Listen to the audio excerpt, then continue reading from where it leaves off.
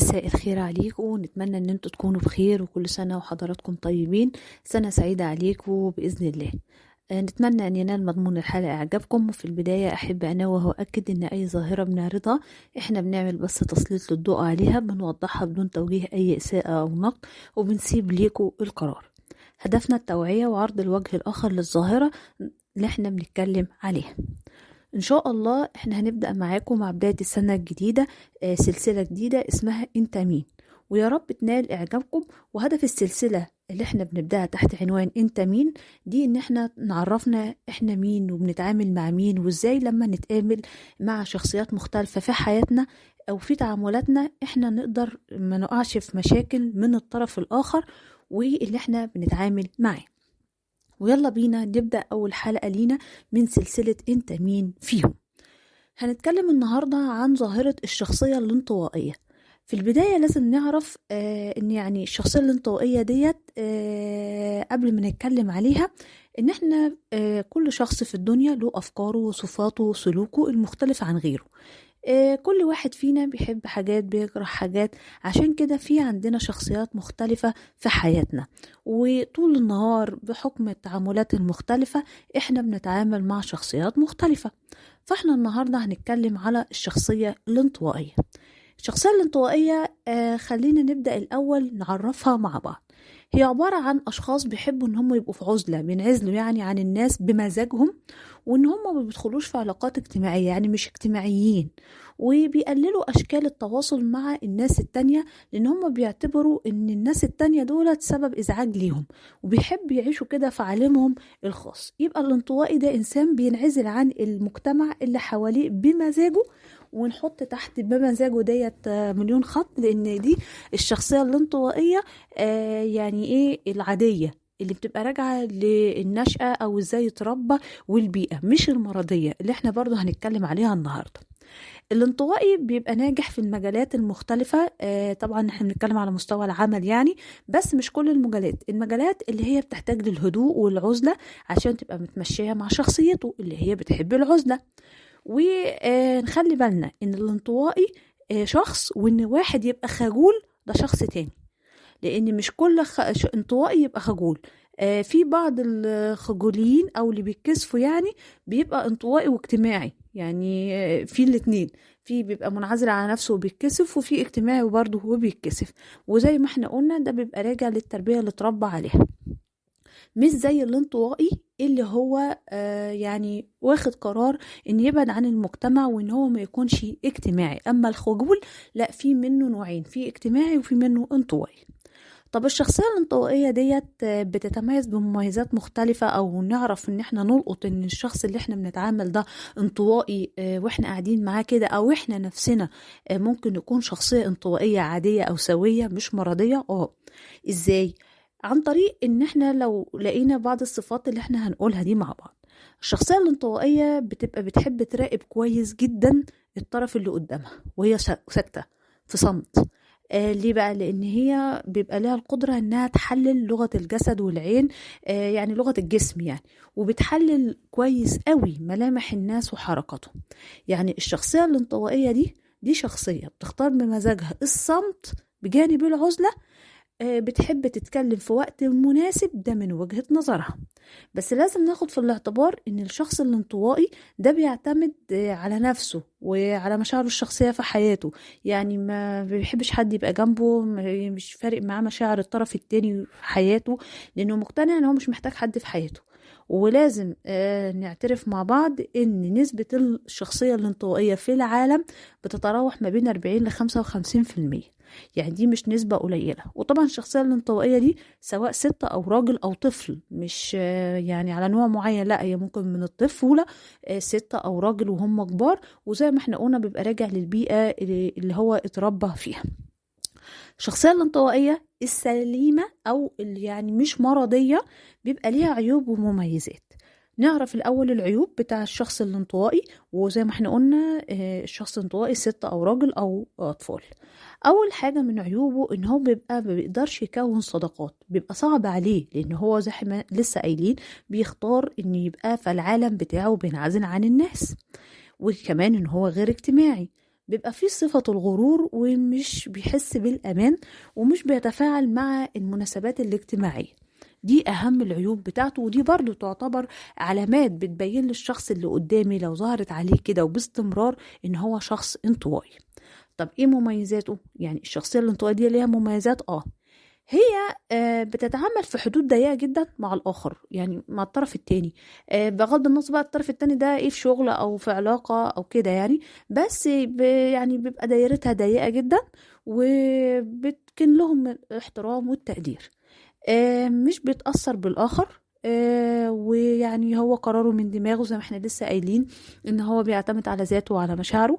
الأمور الغامضة دي بتجذبه جامد جدا، لانها بتحفز الدماغ ان هو يشتغل. واحنا لسه قايلين ان هو برضو بيحلل في صمت وفي دقة يعني حركة الجسم والتفكير اللي قدامه. الانطوائي بيقضي وقت طويل جدا في التفكير مع نفسه قبل ما ياخد قرار، فعلشان طبعا القرار ده يبقى في صالحه. طبعا دي عيب وميزة. ليه؟ لأنها عيب بياخد وقت طويل، فاللي قدامه ممكن يتخنق عشان ياخد القرار. بس الميزة ليه؟ لأن هو بيبقى بيتميز بالذكاء، علشان كده بياخد وقت طويل علشان يبقى القرار في صالحه. الشخصية الانطوائية بتبقى هادية، وبالتالي هو بيبقى شخصية بتستمع كويس جدا للطرف الآخر. وده بيساعد ان هو بيفكر، زي ما احنا لسه بنقول بياخد قرار في صالحه، ان هو بيفكر لما بيسمع كويس جدا ويحلل كويس جدا سواء الكلام او حركات الجسم. الانطوائي احنا لسه برضو قايلين ان هو بيعتمد على نفسه وبيبقى مستقل، مش بيحتاج حد في حياته. طيب الشخصية الانطوائية العادية أو اللي هي السليمة، يعني ده كده كل اللي احنا بنقوله ده مش مرضي، يعني مفيش خطر منه إن أنت تتعامل مع حد انطوائي بالمنظر ده. إزاي بنتعامل معاه؟ أول حاجة إن احنا لازم ناخدها في الاعتبار إن احنا نساعده في التعامل مع الآخرين ونوسع الدائرة الاجتماعية بتاعته، علشان نقلل عزلته. يعني نحاول نشده كده من الحياة الخاصة اللي هو والعزلة اللي هو فرضها على نفسه، وندخله في دائرة اجتماعية أوسع سنة بسنة عن الدائرة الاجتماعية اللي هو عاملها لنفسه. بعد كده نساعده ان هو يشتغل في سوق عمل في ناس، يعني مجتمع اوسع من المجتمع اللي هو عامله. ما يبقاش شغل هادي، لا، يبقى في تعامل مع زملاء ومع رؤساء، وفي يعني خط رايح جاي كده عشان يتعرف على ناس، عشان يحسن من شخصيته. طب هي الشخصية الانطوائية ديت احنا لسه بنقول انها يعني مش محتاجة حد ومستقلة بذاتها.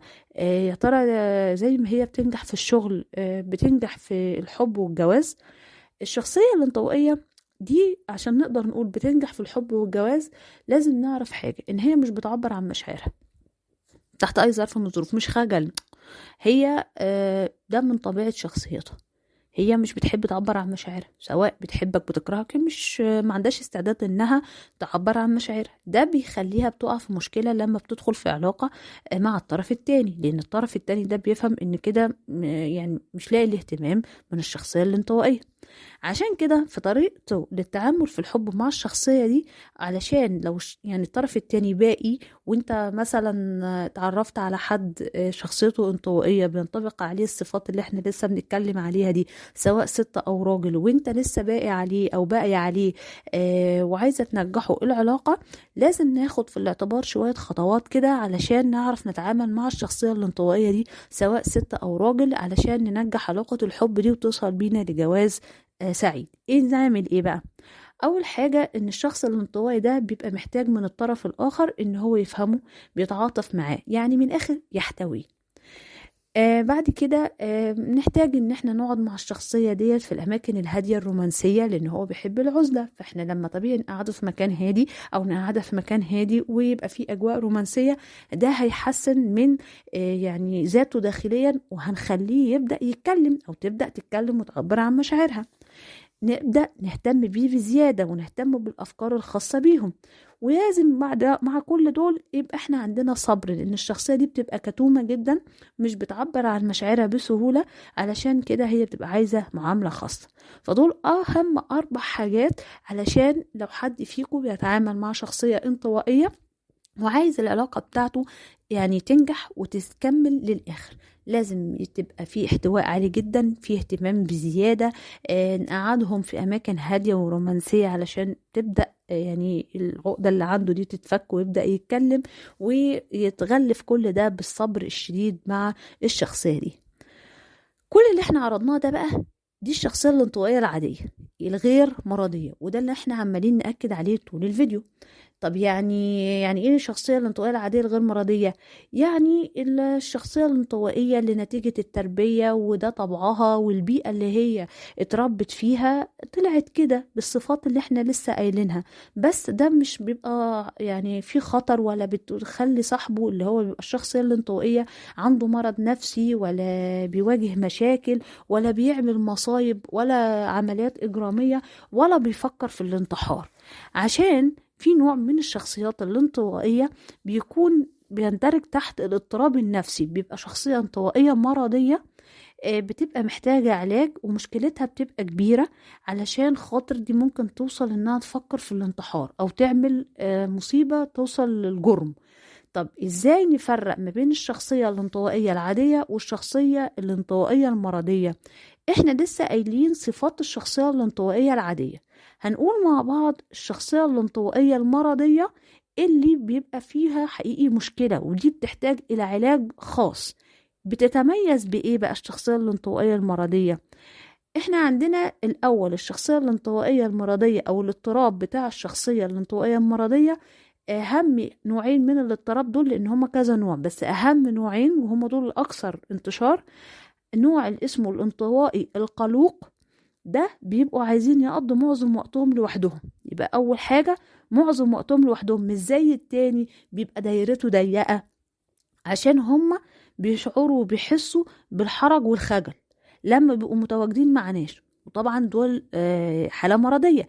أما الانطوائي العادي لا، هو بيبقى له دايرة اجتماعية صغننة موجودة معاه، وممكن يتعامل في شغل بس يبقى هادي ودايرته صغيرة. أما ده لأ، وكمان بيتميز من الاسم إن هو على طول في حالة قلق، قلقان من كل حاجة، قلقان من كل الأشخاص، قلقان من كل المواضيع اللي بتتعرض عليه، مش مدي أمان نهائي لأي حد. النوع التاني والأكثر انتشارا هو الانطوائي المقيد، ودولت بقى اللي بيبقوا بزيادة أوفر، بيفكروا بزيادة، بياخدوا وقت بزيادة عشان ياخدوا قرار. هتقولي طب ما هو الانطوائي العادي بيعمل كده؟ لا، بس الانطوائي العادي بيحلل، بيبقى عنده الوقت اللي هو عارف امتى يقدر ان انا لو زودت عن الوقت ده يبقى انا كده بخسر، مش باخد قرار لصالحي. اما دول لا، ممكن اصلا الموضوع يضيع منهم نتيجة ان هم بيفكروا كتير، بيشككوا في كل حاجة، عمال يحسبها يمين وشمال، وايه السلبيات قبل الايجابيات، وما بياخدش خطوة لقدام. النوعين دولت سواء الانطواء الخلوق او الانطواء المقيد بيتفقوا بقى مع بعض في الاعراض المرضيه ايه؟ ان هما بيبقوا هاديين زياده عن اللزوم، عكس الشخصيه الانطوائيه العاديه. بيميلوا للوحده بزياده عن اللزوم، عكس الشخصيه الانطوائيه العاديه اللي ليها دائره اجتماعيه صغنونه. كمان بيبقى عنده قله اصدقاء، عكس الشخصية الانطوائية العادية. الشخصية الانطوائية بيبقى ليها مثلا شلة صغنونة 2 3 4، ده ممكن أصلا ما يبقاش له أصدقاء أو هو واحد وخلاص. بيبقى قليل الكلام وقليل التفاعل مع الآخر، حتى بيبقى قاعد مش مستوعب هو بيقول إيه، أو مش عايز يتفاعل أصلا. الزيادة في العصبية على أتفه الأمور، لأن هو اضطراب، عكس الشخصية الانطوائية العادية. احنا قلنا ان هو هادي وبيحب الأماكن الهادية. لا، الشخصية المرضية الانطوائية اللي هو تحت مسمى الاضطراب بيبقى عصبي زيادة عن اللزوم على أتفه الأمور، وكمان بيعمل مشاكل كتير، بيبقى عنده سلوك الجريمة بيميل ليه، وبيبقى عنده كمان الميول للانتحار بشدة، نتيجة انه بيبقى عنده شعور بالاكتئاب الشديد. يعني هو بيفكر ان هو ينتحر عشان يخلص من حياته، نتيجة الاكتئاب المترتب على ان هو قاعد لوحده ومعلهوش اصحاب، بيقلل الكلام، ما بيتفاعلش مع حد، عصبي على طول. طبعا الحاجات دي ما بتبقاش موجودة في الشخصية الانطوائية السليمة العادية. طيب طبعا احنا بنقول الاعراض دي علشان نخلي بالنا ان احنا بنتعامل مع اني نوع من الشخصية دي، الشخصية الانطوائية العادية اللي لها علاج يعني سلس وبنعرف نتعامل معاه ونخرجه من عزلته، ولا بيبقى شخصية انطوائية مرضية. وكمان علشان ما نلاقيش حد قريب مننا يكون عنده الشخصية الانطوائية المرضية دي، ده مرض، نلاقيه مات نتيجة ان هو انتحر واحنا مش واخدين بالنا، احنا بنتعامل ازاي. او حد في علاقة مع حد بالشخصية الانطوائية المرضية ممكن يوصل الطرف اللي معاه للانتحار. يعني انت دلوقتي او انتي مرتبطة بحد هو شخصية انطوائية بس مرضية، هو زي ما هو كائب نفسه وبيميل للانتحار، هيخليكي انتي كمان او انت كمان توصل للمرحلة دي ان انت كاره نفسك وكاره حياتك.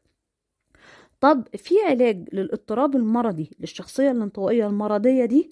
اه طبعا. بيختلف بقى العلاج على ايه؟